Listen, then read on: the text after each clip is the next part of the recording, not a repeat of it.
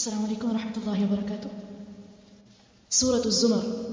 قل انی امرت ان اعبد اللہ مخلصا له الدین وامرت لان اکون اول المسلمین۔ قل انی اخاف ان عصیت ربی عذاب یوم عظیم۔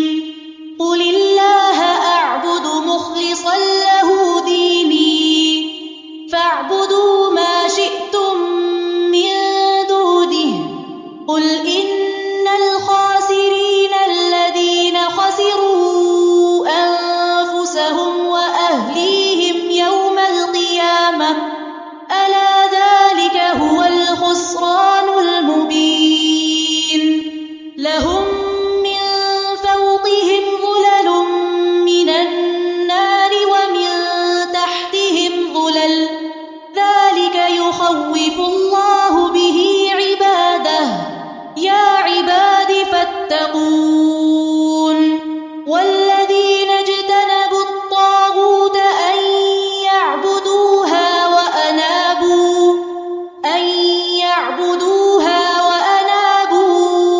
إلى الله لهم البشرى فبشر عباد الذين يستمعون القول فيتبعون أحسنه أولئك الذين هداهم الله وأولئك هم أولو الألباب۔ نحمده ونصلي على رسوله الكريم أما بعد فأعوذ بالله من الشيطان الرجيم بسم الله الرحمن الرحيم رب اشرح لي صدري ويسر لي أمري واحلل عقدة من لساني يفقه قولي واجعل لي وزيرا من أهلي رب زدني علما اللهم فقهنا في الدين اللهم إنا نسألك علما نافعا وعملا متقبلا ورزقا طيبا اللهم انفعنا بما علمتنا وعلمنا ما ينفعنا وزدنا علما اللهم إنا نعوذ بك من علم لا ينفع ومن قلب لا يخشع ومن نفس لا تشبع ومن دعوة لا يستجاب لها اللهم فقهنا في الدين إلهي آمين ثم آمين۔ قل انی امرت ان اعبد اللہ مخلصا له الدین، کہہ دیجئے بے شک مجھے حکم دیا گیا ہے کہ میں اللہ کی عبادت کر لوں خالص کرتے ہوئے اس کے لیے دین کو۔ خلوص will be one of our topics today and we have discussed it earlier in this surah as well۔ آپ کو پتہ ہے جب فرسٹ وحی آئی ہے تو رسول اللہ صلی اللہ علیہ وسلم was very scared and imagine what he is being asked to say every time۔ Look at the verse۔ جب اتنی بڑی بات کہلوائی جاتی ہے کتنا بھاری کام تھا یہ۔ ایسے ہی تو نہیں تھا کہ کاتب وحی کہتے تھے کہ جب وحی نازل ہو رہی ہوتی تھی اور نبی صلی اللہ علیہ وسلم کی ٹانگ یعنی سب اتنا قریب قریب بیٹھے ہوئے ہوتے تھے that his thigh was over my thigh because they were sitting so close and the wahi came, his leg became so heavy that I thought my leg would be crushed۔ یہ ذمہ داری جو ہے اس کو محسوس کریں۔ قل انی امرت ان اعبد اللہ مخلصا له الدین، مجھے حکم دیا گیا ہے، مجھے کہا گیا۔ نبی صلی اللہ علیہ وسلم کا دیکھیں ایک تو یہاں پر مقام بتایا جا رہا ہے اللہ کے عبد مخلص، ٹھیک ہے، اور یہ کہ نبی صلی اللہ علیہ وسلم کو ڈائریکٹ حکم ہے۔ عربی میں کہا جاتا ہے طریق و معبد، عبادت گزار کا راستہ یا اللہ کے عبد کا راستہ، اور اس کو اگر آپ عربک میں سمجھیں تو اس کا مطلب ہوتا ہے ایک راستے پہ آپ اتنا چلیں کہ وہاں کی جو زمین ہے نا وہ نرم ہو کے بیٹھ جائے۔ تو پھر عبادت کیا ہے؟ جب ہماری مرضی اللہ کی مرضی کے آگے بیٹھ جائے، یہ عبد کا کام ہے۔ اور اللہ کے لیے پھر دین کو خالص کرتے ہوئے عبادت۔ اخلاص کو ہم دیکھیں نا تو ہمیں علماء بتاتے ہیں کہ مخلص لوگوں کی دو قسمیں ہیں۔ پہلی قسم وہ جو فرائض سے زائد اوقات کو نفل عبادات میں لگاتے اور دل کے اعمال سے بھی خالی نہ ہوتے، ان کا عزم یہ ہوتا کہ زیادہ سے زیادہ نیکیاں کریں۔ تو فزیکلی تو میں نفل پڑھ لوں یا میں نفلی روزے رکھ لوں، مگر کیا میرا دل بھی مستقل ذکر کی حالت میں ہے؟ ان کا عزم یہ ہوتا کہ زیادہ سے زیادہ نیکیاں کرے. سو their goal is let's go higher and higher in good deeds. دوسری قسم مخلص لوگوں کی وہ جو فرائض سے زائد اوقات کو دل کی اصلاح اور اللہ کی یاد میں گزارتے ہیں. سو ذکر اللہ بھی ہے بٹ سیلف امپروومنٹ اور ریفلیکشن بھی ساتھ ساتھ چل رہی ہے.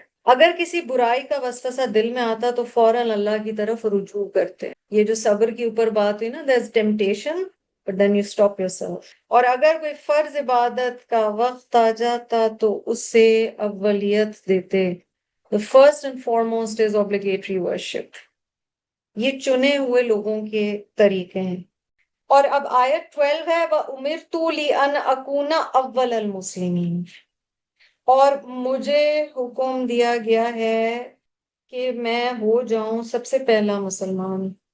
تو احسان بھی آیا ہے, ابھی ایمان بھی آیا ہے, عبادہ کا کانسیپٹ بھی آیا ہے, اب اسلام, سلامہ, جھک جانا. اسلام کے معنی دو ہیں جی.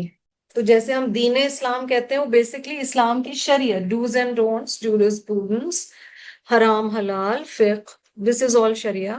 بٹ اس کے لیے جو پری ریکوزٹ ہے نا عمل کرنے کے لیے وہ بھی اسلام ہے, اور وہ ہے مطیع ہو جانا. مطیع ہو جانا, اوبیڈینٹ. کیا کہتے ہیں شاعر, سرے تسلیم خم ہے جو مزاج یار میں آئے. میرا سر جھکا ہوا ہے, جو مزاج یار میں آئے. Do with me as you please یا رب, آپ کو جو کرنا کرے میرے ساتھ, میں آپ کی ہوں. اور یہ لیول اللہ تعالیٰ ہمیں ان میں سے بنائے. اگلی آیت دیکھیے, قل انی اخاف ان عصیت ربی عذاب یوم عظیم. کہہ دیجئے بے شک میں ڈرتا ہوں کہ اگر میں نافرمانی کروں اپنے رب کی, عذاب سے اس دن کے جو بہت عظیم ہے, بہت بڑا. Say surely I am afraid if I disobey my Rabb the punishment of a mighty day. نبی صلی اللہ علیہ وسلم سے کہلوایا جا رہا ہے. یہ نبی صلی اللہ علیہ وسلم سے جب کہلوایا جاتا ہے نا کہ میں خود ڈرتا ہوں, مجھے حکم دیا گیا ہے, میں یہ کرتا ہوں. It's tough for the Prophet of Allah, all of them علیہم السلام. کتنا بڑا ان کا احسان ہے ہم پہ, لیکن اس سے جو سننے والا ہے اس میں ہمت آتی ہے. Something that's based on personal experience will be more effective. اور یوم عظیم جو کہا گیا, many names for that day. یوم الحسرہ, یوم التغابن, یوم عظیم. قیامت کے بہت سارے نام قرآن میں آتے ہیں. اس سے ہمیں ایک اور چیز بھی پتہ چلتی ہے کہ عظیم کا لفظ اللہ سبحانہ و تعالی کے علاوہ کسی اور چیز کے لیے بھی استعمال کیا جا سکتا ہے. مثلا یہاں پر یوم کے ساتھ آ رہا ہے, ٹھیک ہے, عذاب کے ساتھ آتا ہے, تو اس طرح سے استعمال کیا جا سکتا ہے, اس کی پرمیشن ہے. قُلِ اللَّهَ أَعْبُدُ مُخْلِصًا لَهُ دِينِي. کہہ دیجئے صرف اللہ میں عبادت کرتا ہوں اس کی, اپنے دین کو اس کے لیے خالص کرتے ہوئے. دینی, دین بتایا تھا نا شروع میں ہی, ہر وہ عمل جو اجر کی نیت سے کیا جائے, every deed that is done with the intention of getting something in return. اور دین کا دوسرا معنی جزا, سزا. So accountability comes into play, آخرہ comes into play, even in this دنیا. ان آیات کے بارے میں کہا جاتا ہے کہ مکہ کے لوگوں کو بہت ایشو تھا. نبی اکرم صلی اللہ علیہ وسلم سے قریش نبی صلی اللہ علیہ وسلم سے پوچھتے تھے کہ کس چیز کی وجہ سے آپ اس دین سے نا you're joined to it or you're connected to it. وہ آپ یہ سارا دیکھ رہے ہیں نا کہ یہ جو آیت 11 میں اس کا جواب دیا گیا تھا, قُلْ إِنِّي أُمِرْتُ أَنْ أَعْبُدَ اللَّهَ مُخْلِصًا لَهُ الدِّينَ وَأُمِرْتُ لِأَنْ أَكُونَ أَوَّلَ الْمُسْلِمِينَ. قُلْ إِنِّي أَخَافُ إِنْ عَصَيْتُ رَبِّي عَذَابَ يَوْمٍ عَظِيمٍ. قُلِ اللَّهَ أَعْبُدُ مُخْلِصًا لَهُ دِينِي. بہت خوبصورت آیات ہیں اور بہت اسٹرانگ آیات ہیں. اب اس سے آگے اللہ سبحانہ و تعالیٰ کہہ رہے ہیں, اور نبی صلی اللہ علیہ وسلم سے کہلوایا جا رہا ہے, ظاہر ہے, مگر ناراضگی کا اظہار. آیت 15 کو دیکھیے, فَاعْبُدُوا مَا شِئْتُم مِّن دُونِهِ. یعنی جب تم کو ساری بات بتا دیا، قل قل قل قل، اب تم عبادت کرو جس کی تم چاہتے ہو اللہ کو چھوڑ کے، then worship what you want besides him. اب دونے ہی میں ہی کی ضمیر اللہ تعالیٰ کے لیے، ٹھیک ہے. استغفر اللہ. قرآن جو ہے وہ حق میں بھی حجت ہو سکتا ہے، اگینسٹ بھی ہو سکتا ہے، اور قرآن کے معنی بھی کئی نکالے جا سکتے ہیں، اسی لیے بہت احتیاط ہونی چاہیے. And stay close to what the مفسرین who are known for their tafsir they have done. یہاں بیسیکلی چیلنج ہے، it's a threat, it's anger. یہاں اجازت نہیں دی جا رہی کہ تم جس کی چاہے عبادت کرو. جیسے ماں بچے کو بہت خیر کی طرف دعوت دے یا صحیح چیز، یا وہ بار بار کہے بیٹا اس چیز سے تمہیں نقصان ہوگا، اگر وہ ایک وقت کے بعد نہیں مانتا تو وہ کیا کہتی ہے، ٹھیک ہے پھر جو تمہاری مرضی تم کرو. یہاں اجازت نہیں دی جا رہی، اور ماں وہ والی بات کوئی دل کی خوشی سے نہیں کہہ رہی ہوتی. تو یہاں کہا گیا ہے کہ اللہ کو چھوڑ کے تم لوگوں نے اگر سوچ ہی لیا ہے کہ نہیں عبادت کرنی نعوذ باللہ رب تعالیٰ کی، تو تم نے جس کی عبادت کرنی ہے تم کرو. قل ان الخاسرین الذین خسروا انفسهم واہلیہم یوم القیامہ الا ذلک هو الخسران المبین. کہہ دیجئے بے شک نقصان میں رہنے والے ہیں وہ لوگ جنہوں نے نقصان میں ڈالا اپنی جانوں کو اور اپنے گھر والوں کو قیامت کے دن. قیامت کے دن کون سے لوگ لوزرز ہوں گے، نقصان میں ہوں گے؟ جنہوں نے خود کو اور اپنے گھر والوں کو نقصان میں ڈالا. اللہ خبردار. So this is a warning. ذالکا، یہ جو ذالکا کہا جا رہا ہے اور مضبوط کر رہا ہے کہ یہ، اور پھر ہوا بھی آ رہا ہے، یہی تو ہے کھلا نقصان. فیوچر کی بھی بات کہی جا رہی ہے، یا یہ کہا جا رہا ہے کہ انہوں نے دنیا میں بھی اپنے نفس اور اپنی فیملی کو نقصان میں ڈالا تو آخرت میں بھی وہ اور ان کی فیملی نقصان میں ہے. that will be indeed an open loss. The concept of loss over here، فائدہ اور نقصان. ٹھیک، ہمارے لیے خسارہ کیا ہے؟ یا ہمیں اپنے آپ سے سوال پوچھنا ہے ان آیات کی روشنی میں کہ میری نظر میں خاسر یا نقصان میں رہنے والا کون ہے؟ خسران یہ مبالغے کا صیغہ ہے، سپرلیٹو ڈگری، اور پھر مبین بھی بتایا گیا. سورۃ العصر بتاتی ہے کہ خسارہ کیا ہے. والعصر ان الانسان لفی خسر. اللہ تعالیٰ عصر کے وقت کی قسم کھا کے کہتے ہیں کہ بے شک انسان نقصان میں ہے، خسارے. 4 کوالٹیز والے لوگ خسارے سے بچ جائیں گے. الا الذین آمنوا، مگر وہ لوگ جو ایمان لائے، وعملوا الصالحات، اور انہوں نے عمل کیے نیک. ٹھیک ہے، اور عمل صالح کے لیے شرائط کیا ہیں یاد رکھیں، نیت کا خلوص اور سنت کے مطابق. وَتَوَاسَوْا بِالْحَقِّ، اور وہ ایک دوسرے کو حق کی نصیحت کرتے ہیں. وہ صرف یہ نہیں کہتے ٹو ایچ ہز اون، بس میرا اور اللہ کا معاملہ ہے. وَتَوَاسَوْا بِالْحَقِّ وَتَوَاسَوْا بِالصَّبْرِ. ابھی ہم نے پیچھے صبر کا بھی پڑھا ہے. جو اس راستے پر نہیں چلتا، یہ 4 چیزیں نہیں کرتا، اس کا نقصان ہے، اس کی فیملی کا بھی نقصان ہے. اچھا، اپنے اوپر ہم سختی برداشت کر لیتے ہیں، جہاں فیملی کی بات آتی ہے انسان ہل کے رہ جاتا ہے. پیارے بہت پیارے ہوتے ہیں. ایک طرح سے سوچیں، جنت جہنم کا بھی آگے ذکر آئے گا آج کی آیات میں. اگر انسان جنت میں پہنچ جائے اللہ کی رحمت سے، فیملی نہیں ساتھ آئی، اللہ نہ کرے، کیا فیلنگ ہے؟ ایسے کبھی فیل کیا ہے کہ کوئی بہت چیز انجوائے کر رہے ہیں اور آپ کہہ رہے ہیں میرے بچے کو یہ بڑی پسند ہے، میرے ہسبینڈ کو یہ بڑی پسند ہے، میری امی یہ بڑی شوق سے کھاتی تھی. Unless we understand how important it is to also work on our families، کیونکہ کہیں ایک ٹوسٹڈ سا ایکویشن ہمارے دماغوں میں آ گیا ہے. دنیا کو اپنی پرائرٹی بنا کے جب ہم دنیا کی ٹریڈ مل پہ بھاگ رہے ہیں that it's okay, I mean it's working for me. میں آخرت سینٹرک ہو گئی ہوں، میں آخرت فوکسڈ ہو گئی ہوں. بچے جو بچوں نے کرنا ہے وہ کریں. تو جو ایک قرآن مثلا پہلی دفعہ پڑھ کے، یا جب آپ اگر یا میں یا کوئی بھی قرآن سے، وہ جو ایک تڑپ ہوتی ہے نا اپنے بچے کو غلط کام کرتے دیکھ کے، اپنی اس تڑپ کو کوانٹیفائی کر کے چیک کیا کریں. یا اسپاؤس کو یا بہن بھائیوں کو، they might be fabulous people, They might be great people, but if their namaz is not okay, if their faith is iffy, if their amal has some clear red flags, do you really love them? Are you working hard enough? Are you praying hard enough? کیونکہ یہاں بڑا clear ہے سورۃ تحریم میں کیا آتا ہے، قو انفسکم و اہلیکم نارا، بچاؤ. اب وہاں تقوی والا ہی روٹ ہے، قو، بچاؤ خود کو اور اپنے گھر والوں کو آگ سے. اور آگ بڑی ریئل چیز ہے، اگلی آیت میں ہمیں پتہ بھی چل رہی ہے. یہاں کیوں نہیں یہ دعا ختم ہو گئی which is one of Prophet صلی اللہ علیہ وسلم's most recited duas, one of the most popular duas. ہم سب کو یہ دعا آتی ہے، ربنا آتنا فی الدنیا حسنہ، ٹھیک ہے ہو گیا، وفی الآخرۃ حسنہ، یہاں پہ آمین ہو سکتا ہے، وقنا عذاب النار، اور وقنا نا کیا ہے، جمع کا صیغہ ہے.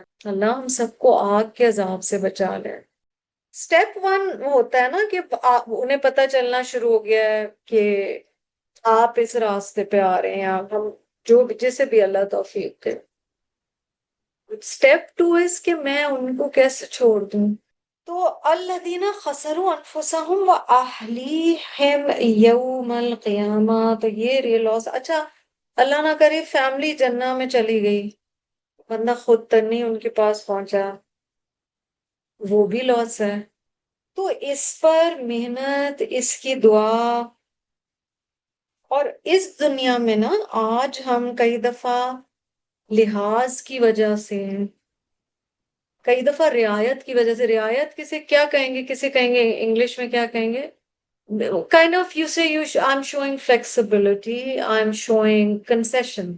کئی دفعہ ہم جسے حکمت کا نام دیتے ہیں اس میں ہم ایکسٹریم پہ چلے جاتے ہیں. بیسکلی ہم کانفلکٹ فوبک ہوتے ہیں. ہم اپنی فیملی سے لڑائی جھگڑا نہیں چاہ رہے ہوتے، ہم نہیں چاہ رہے ہوتے کہ وہ ناراض نہ ہو جائیں. دیکھیں حکمت چوائس آف ورڈز میں ہے. حکمت یہ ہے کہ کب کہنا ہے، کیسے کہنا ہے، ٹھیک ہے.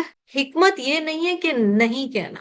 میں تو کہہ چکی ہوں 2-3 دفعہ، اب تو وہ بڑے ہو گئے ہیں، وہ نہیں اگر مانتے ان کی مرضی نہیں. اور اگر آپ ان میں سے ہیں جن کے سبحان اللہ فیملی میں سے کوئی بھی بھائی بہن اولاد شوہر خود دین کی طرف ہیں، بڑا شکر ادا کریں، کیونکہ ہر ایک کو یہ نعمت نہیں نصیب ہوتی. بہت لوگ بہت سٹرگل کرتے ہیں اور بہت جہاد اور مجاہدہ کرتے ہیں اس پہ، کیونکہ پیار ہوتا ہے نا، اللہ نے ہمارے دلوں میں ہماری فیملیز کے لیے پیار ڈالا. اور اللہ تعالیٰ کہہ رہے ہیں یہی کلیئر نقصان ہے. آج ہم اگر لحاظ، رعایت، فلیکسیبلٹی، حکمہ وٹ ایور، حکمت تو آف کورس ہمیں چاہیے، بٹ حکمت کو کہیں ہم کچھ ایکسکیوز نہ بنا لیں. That's the only thing. پھر یہ کہ دعاؤں میں کتنی شدت ہے نا. دعا تو کر ہی سکتے ہیں. کئی دفعہ ہم دعا کرتے کرتے بھی نعوذ باللہ تھک جاتے ہیں. کب سے تو دعا کر رہی ہوں، اب نہیں کوئی آ رہا اس راستے پہ تو میں کیا کروں. آپ کو اللہ نے پلیس کیا اس جگہ پر جہاں دعا کرنی، تو اللہ پاک ہمیں اور ہمارے اہل و عیال کو صحیح راہ پہ رکھے، کیونکہ یہ کتنا ڈیفیکلٹ چیز یہاں پہ بتائی جا رہی ہے. کیونکہ کہا کیا جا رہا ہے، آگے کی آیت دیکھیں کہ کیا ہوگا. لَهُم مِّن فَوْقِهِمْ ظُلَلٌ مِّنَ النَّارِ وَمِن تَحْتِهِمْ ظُلَلٌ. There shall be layers of or canopies of fire above them and layers of fire beneath them. Generally ظلل سائے کے لیے استعمال ہوتا ہے، گرمی میں ٹھنڈک دیتا ہے سایہ. پر یہاں کس طرح سے استعمال ہو رہا ہے، اوپر بھی آگ نیچے بھی آگ. استغفر اللہ. ذالک یخوف اللہ بہ عبادی، یہ ہمارے اللہ سبحانہ وتعالیٰ ہمیں کیا کہہ رہے ہیں، رب رحیم کریم. یہ ہے جس سے ڈراتا ہے اللہ ساتھ اس کے اپنے بندوں کو. یا عبادی فتقونی، اے بندو ڈر جاؤ مجھ سے. یعنی اللہ سبحانہ وتعالیٰ بتا رہے ہیں. اور کتنی دفعہ آج کے لیسن میں ہم نے دیکھا ہے the word عباد is ending at a کسرہ. میرے بندے، میرے بندے، عبادہ اللہ کے بندے، عبادی میرے بندے. Such is the doom about which Allah wants his servants to fear. یہ جو یخوف ہے نا، اس کا مطلب ہوتا ہے to make someone afraid. کسی کو ڈرانا. اللہ سبحانہ و تعالیٰ بڑا ڈیلیبریٹلی اور کانشیسلی ہمیں اس چیز سے ڈرا رہے ہیں. اور پھر اینڈ جو آیت کا ہے نا، اس کو غور سے پڑھیں. رب تعالیٰ سے زیادہ ہم سے کوئی پیار نہیں کرتا. یا عبادی فتقون، اے میرے بندو ڈرو مجھ سے. تو رب تعالیٰ نے یہاں ڈرایا ہے، بتایا ہے کتنا ضروری ہے. مگر اگر اپوزٹ بیہیویئر ہے، اگر دوسری طرح کا رویہ ہے، تو اس کا پھر بالکل الگ انجام ہوگا، ہے نا. اچھا، ایک حدیث یہاں پر بتا دوں. جہنم کی بات ہو رہی ہے نا، مسند احمد کی حدیث ہے، اور حضرت انس ابن مالک رضی اللہ عنہ سے روایت ہے. وہ کہتے ہیں the messenger of Allah صلی اللہ علیہ وسلم said to the angel Gabriel، نبی صلی اللہ علیہ وسلم نے یا رسول اللہ صلی اللہ علیہ وسلم نے جبریل علیہ السلام سے کہا why do I never see the angel Mikael laughing؟ میں کبھی فرشتے میکائیل کو ہنستا یا مسکراتا کیوں نہیں دیکھتا؟ جبریل علیہ السلام نے کیا جواب دیا؟ Mikail has not laughed since hellfire was created۔ Mikail تب سے نہیں مسکرائے جب سے جہنم تخلیق کی گئی تھی، آگ النار تخلیق کی گئی تھی، خلقت النار۔ تو کیا خوف ہونا چاہیے، اور کتنا ایزی کئی دفعہ لیا جاتا ہے ان چیزوں کو. اسی لیے دعا کرنی چاہیے، ربنا آتنا فی الدنیا حسنۃ وفی الآخرۃ حسنۃ وقنا عذاب النار۔ والذین اجتنبوا الطاغوت، اور وہ لوگ جو اجتناب برتتے ہیں طاغوت سے، دور رہتے ہیں طاغوت سے. طاغوت کون ہے جی؟ تمام معبودان غیر اللہ، ہر وہ ہستی یا سسٹم یا کوئی بھی چیز جسے اللہ کو چھوڑ کر جس کی عبادت کی جاتی ہے. اجتنب الطاغوت، جیم نون با ہے یہاں پر. جنب کہتے ہیں عربک میں وہ چیز جو دوسرے سے الگ یا دور ہو، جیسے ہم کہتے ہیں نا وہ شخص ایک جانب کو ہو کے کھڑا ہو گیا. سو something that is aside. So when you shun طاغوت you are aside، آپ دور ہیں طاغوت سے. يَعْبُدُوهَا، that they worship him، یعنی وہ طاغوت سے اتنے دور رہتے ہیں کہ کہیں وہ اس کی عبادت میں نہ لگ جائیں. They refrain from worshipping طاغوت. وَأَنَابُوا إِلَى اللَّهِ، اور وہ اللہ کی طرف بار بار پلٹتے ہیں. And they repeatedly turn in repentance to Allah سبحانہ و تعالی. لَهُمُ الْبُشْرَى، ان کے لیے خوشخبری ہے. فَبَشِّرْ عِبَادِي، کتنی دفعہ یہاں پہ عبادی. طاغوت کو سمجھ لیجئے. امام ابن القیم کے مطابق وہ کہتے ہیں کہ طاغوت تو بہت سے ہیں، لیکن ان کے سردار 5 ہیں. فرسٹ ہی سیز از ابلیس، the main Satan, the head Satan. دوسرا، ہر وہ شخص جس کی عبادت کی جائے اور وہ اس پر راضی ہو. وہ کہہ نہیں رہا میری عبادت کرو، لیکن اس کی عبادت کی جا رہی ہے اور وہ اس پر راضی ہے. تیسرا، جو لوگوں کو اپنی عبادت کی دعوت دے، یعنی وہ لوگوں کو کہہ رہا ہے میری عبادت کرو. استغفر اللہ. چوتھا، and this is very important in today's times، جو علم غیب میں سے کسی چیز کا دعویٰ کرے. fortune telling, tarot cards, any supernatural way of future telling, clairvoyancy, stay away. You know, it's one of the very big things in Islam جو کہ استغفر اللہ یہ بھی طاغوت میں سے. اور 5ویں چیز، اور یہ بڑا سکیری ہے، جو اللہ کی نازل کردہ شریعت سے ہٹ کر فیصلہ کرے. Now those can be decisions in our own personal lives, those can be decisions in a court of law. اللہ کی شریعت سے ہٹ کر فیصلہ کرے، وہ بھی طاغوت کی پیروی کر رہا ہے. تو اس سے ہمیں پتہ چلا کہ طاغوت میں معاشرے کی رسومات بھی کئی دفعہ شامل ہو جاتی ہیں، پیئر پریشر بھی شامل ہو جاتا ہے، جاب، نظام، لا، سوشل سرکل، کمیونٹی، قبیلہ، برادری، ان میں سے کچھ بھی ہو سکتا ہے. جو لوگ طاغوت سے دور رہیں گے ان کے لیے اللہ تعالیٰ نے خوشخبری یہاں پر بتائی. اور آپ ایسے امیجن کیجئے کراس روڈ ہے، ایک راستہ ہے وہ 2 طرف کو جا رہا ہے. آپ ایک راستے پہ جا رہے تھے، اب ایک راستہ لیفٹ کو جا رہا ہے طاغوت کی طرف، ایک اللہ کی طرف جا رہا ہے رائٹ کو. ویژولائز دس ایز کراس روڈ، اور اس کے لیے مجھے اللہ کے لیے خالص رہنا پڑے گا، کیونکہ ہم انسان ہیں، غلطیاں کرتے ہیں، پھر پلٹ کر اللہ کی طرف آتے ہیں، تو انابو اللہ بھی بہت ضروری یہاں پر بتایا گیا ہے۔ طاغوت جو ہے نا، یہ مبالغے کا صیغہ ہے، طغیان سے ہے یہ۔ اب بشرا کو ہم دیکھ لیتے ہیں جی، بہت بیوٹیفل معنی آئے کہ کیا کیا چیز بشرا ہو سکتی ہے۔ پہلی چیز، نیکی کی توفیق، اللہ enabling us to do good deeds۔ دوسری چیز، نیک لوگوں کی، متقی لوگوں کی، اچھے لوگوں کی کمپنی ملے، صحبت ملے، دوستی ملے، مشورہ ملے، کاؤنسل ملے، یہ خوشخبری ہے۔ ضروری نہیں ہوتا ہر اچھا دوست آپ کی تعریف کرو، کئی بہت ٹف ہوتے ہیں، اور ٹف لفظ ضروری ہے۔ تیسری چیز، ان سے محبت ہونے لگے جو اللہ سے محبت کرتے ہیں، ان کا قرب پانے کی کوشش ہو، جس کے لیے دعا بھی سکھائی گئی ہے، اللہم انی اسألک حبک وحب من یحبک، کیونکہ حدیث کیا کہتی ہے، المرء مع من احب، انسان اس کے ساتھ ہوگا جس سے وہ محبت کرتا ہے۔ سوچ لیں ہم کس سے محبت کرتے ہیں۔ چوتھی چیز، اچھے خواب۔ پانچویں چیز، اور یہ پہلے تو تھا نا کہ اچھے کاموں کی توفیق، the recognition of good deeds، معرفت ہو اچھے عمل کی۔ یہ بھی کئی دفعہ کوئی نیکی کر رہا ہوتا ہے، ہمیں سمجھ نہیں آتا کہ یہ نیکی ہے، ہمیں لگتا ہے تو بڑی عام سی چیز ہے۔ to have that sense, to be able to decipher کہ یہ اچھا کام ہے۔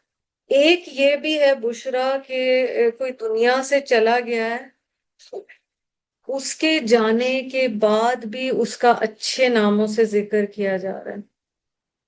ابراہیم علیہ السلام کا وزڈم دیکھیں، انہوں نے دعا کی تھی کہ میرے جانے کے بعد بھی فی الآخرین کیا ہو، صدق، میں اچھے ناموں سے جانا جاؤں، because he knew what that means۔ that means دعائیں کرنے والے بہت سارے ہاتھ اٹھتے رہیں گے۔ ہم یہ دعا کرتے ہیں کہ اللہ جب میں جاؤں، آپ بس غیب سے کسی طرح بہت سارے ہاتھ میرے لیے دعا، میرے لیے بہت دعائیں مانگا کریں۔ پھر the angels of death when they come، اگر اچھے فرشتے آئیں گے تو وہ پھر خوشخبری ہے۔ ترمذی کی حدیث، ایک شخص نے نبی صلی اللہ علیہ وسلم سے پوچھا ہوا the best of people، تو نبی صلی اللہ علیہ وسلم نے کہا وہ جس کی زندگی لمبی ہو اور اس کے اعمال اچھے ہوں۔ ہم احسان کی بات کر رہے تھے نا، من طال عمرہ وحسن عملہ، اور ہوا the worst of people جب اس نے پوچھا تو نبی صلی اللہ علیہ وسلم نے کہا one whose life is long and his deeds are evil۔ اللہ تعالیٰ ہمیں ان میں سے نہ بنائے۔ قال من طال عمرہ وسع عملہ، یہ سنن ترمذی کی حدیث ہے۔ تو اچھی خوشخبری ہے کہ لمبی عمر اور اس میں پھر نیکیاں بھی ہوں، تو وہ احسان یعنی خوبصورت عمل ہے۔ فبشر عبادی، تو میرے بندوں کو خوشخبری دے دو۔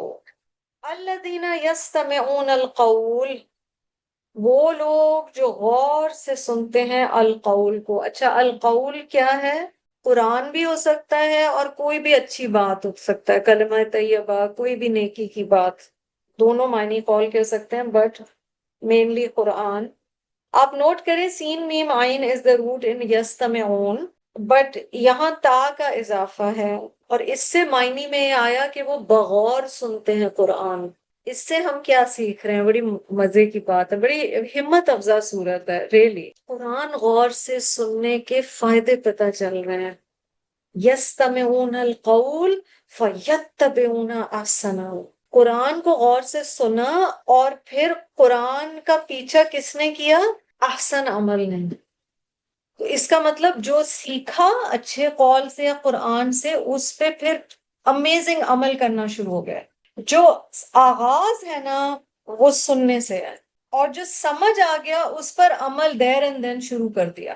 حجت بازی نہیں یہ لوگ کرتے، متشابہات کی رخصت نہیں کہ متشابہات ہیں یہ مجھے کلیئر نہیں سمجھ آیا، مے بی اللہ تعالیٰ صرف میٹافورز نعوذ باللہ استعمال کر رہے ہیں، مے بی سچ مچ آگ نہیں ہوگی۔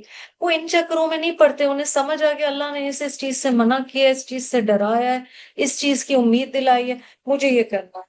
رخصت کا راستہ نہیں اختیار کرتے، عزیمت کا راستہ اختیار کرتے ہیں۔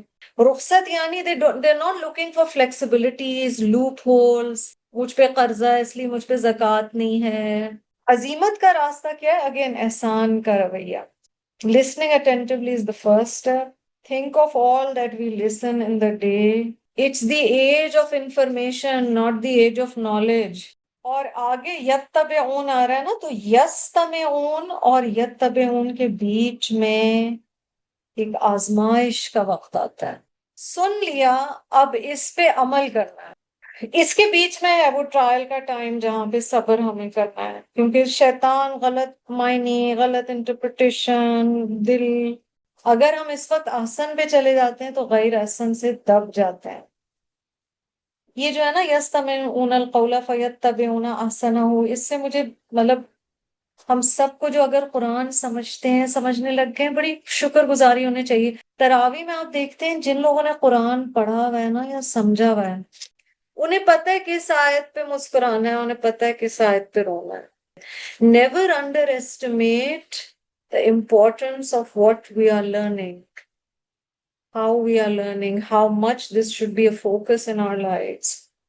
أولئك الذين هداهم الله، یہی وہ لوگ ہیں جنہیں اللہ سبحانہ و تعالیٰ نے ہدایت دی۔ وَأُولَئِكَ هُمْ أُولُو الْأَلْبَابِ، اور یہی وہ لوگ ہیں جو فہم والے ہیں، سمجھ والے ہیں، عقل والے ہیں۔ نہ یہ کہ بندہ طاغوت کے پیچھے چلا جائے۔ اور یہ جو ہے نا فَيَتَّبِعُونَ أَحْسَنَهُ، اس میں یہ معنی بھی ہے کہ سب سے جو اچھا معنی ہے کسی چیز کا وہ فالو کرے۔ فرقان ہونا چاہیے اپنے اندر، اچھا نہیں ہے اس کو چھوڑ دیا جائے۔ پھر ایک یہ معنی کیا گیا ہے فَيَتَّبِعُونَ أَحْسَنَهُ، کہ جب چوائس دی جاتی ہے عدل اور احسان میں سے تو یہ لوگ احسان کا رویہ اختیار کرتے ہیں۔ مثلا کسی کو آپ نے قرض دیا ہوا ہے، عدل یہ ہے کہ آپ اس سے کبھی بھی سوال کر سکتے ہیں میرا قرض واپس کرو۔ احسان یہ ہے کہ آپ اسے تھوڑا ٹائم اور دو۔ آپ حق پہ ہیں پھر بھی آپ جھگڑا چھوڑ دیں، یہ احسان ہے۔ حالانکہ عدل ہے، اگر آپ حق پہ ہیں آپ but you can let go. اور ایک معنی یہ بھی ہے in everyday situation some people will look at the positive side, glass half full، gratitude یا شکایت، قناعت یا کمی کی طرف رجحان۔ یہ بھی یتبعون احسنہ میں آتا ہے، یہ احسان کا رویہ ہے ٹو فوکس آن پازیٹیو۔ یہ آج اچھا نہیں ہوا مگر یہ تو آج اچھا ہو گیا نا، الحمدللہ۔ اللہم اجعلنا منہم الذین یستمعون القول فیتبعون احسنہ اولئک الذین ہداہم اللہ واولئک هم اولو الالباب۔ اللہ تعالیٰ ہمیں ان میں سے بنا دے انشاءاللہ۔ جزاکم اللہ خیرا کثیرا، وآخر دعوانا الحمد للہ رب العالمین۔ ربنا آتنا في الدنيا حسنة وفي الآخرة حسنة وقنا عذاب النار۔ اللهم إنا نسألك العفو والعافية في الدنيا والآخرة، في ديننا ودنيانا وأهلنا وأموالنا، إلهي آمين ثم آمين۔ سبحانك اللهم وبحمدك، نشهد أن لا إله إلا أنت، نستغفرك ونتوب إليك۔ السلام علیکم ورحمۃ اللہ وبرکاتہ۔